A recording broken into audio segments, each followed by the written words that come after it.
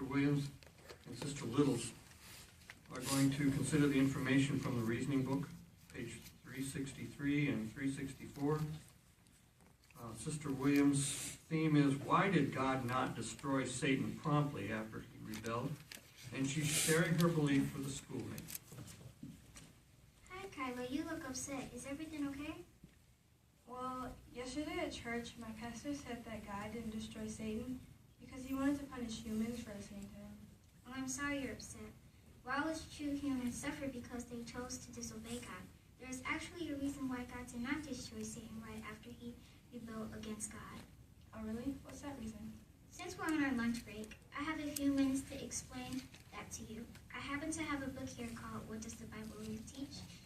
And in chapter 3 of this book, it explains why God did not destroy Satan when he rebelled against God. Well, I've never heard of this book. I'd love to know the answer, though. Okay, great. Here's your copy of the book. Thank you. Okay, so if you turn the page to 29 through 31, we can find the answer in paragraph 8 and 9. Why don't you read paragraph 8 and I'll read paragraph 9. Okay. When Satan led Adam and Eve into sinning against God, he was really leading on a rebellion. He was challenging Jehovah's way of ruling. In effect, Satan was saying, God is a bad ruler.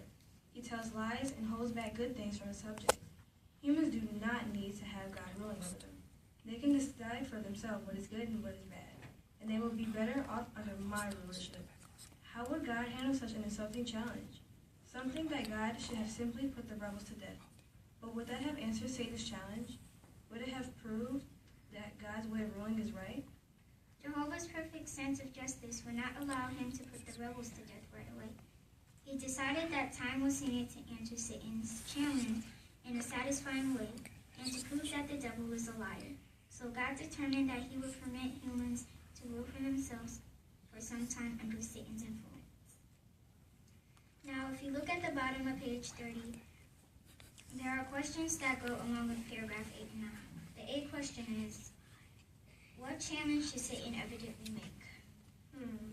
Well, it says right here in paragraph 8 that Satan was challenging someone named Jehovah's right to rule.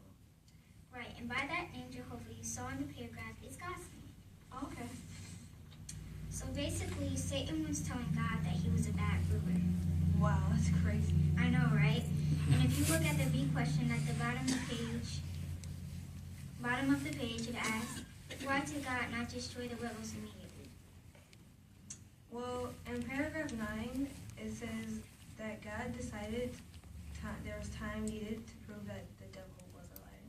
Alright, so God decided that he will allow humans to rule for themselves under Satan's influence for some time. So, let me get this straight. What you're saying is that Satan rules us the way a government and president do? Right, and by allowing this, God is giving plenty of time to prove Satan is a liar, and to show him and the humans that he is a better ruler. Okay, so what can we do while this is all happening? Just let Satan rule over us? Well, actually, the Bible tells us exactly what we can do to prove Satan a liar.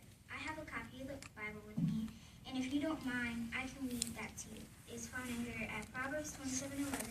And would you like to read Joel with me? Sure. Proverbs 27:11, and that says, "Be wise, my son, and make my heart rejoice, so that I can reply to him who taunts me." And Joel 1:8.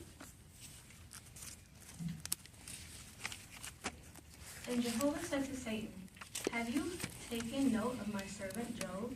There is no one like him on the earth. He is an upright man of integrity, fearing God and shunning what is bad. Okay, so while this is going on, we can make God's heart happy? Right, and in a good way. To do that is by listening to him. Okay, Kyla, just to review what we've talked about, why didn't God immediately destroy Satan? Because God wanted to allow time to go by to prove Satan was a liar, and that humans deserve to be ruled by a good ruler, which is God.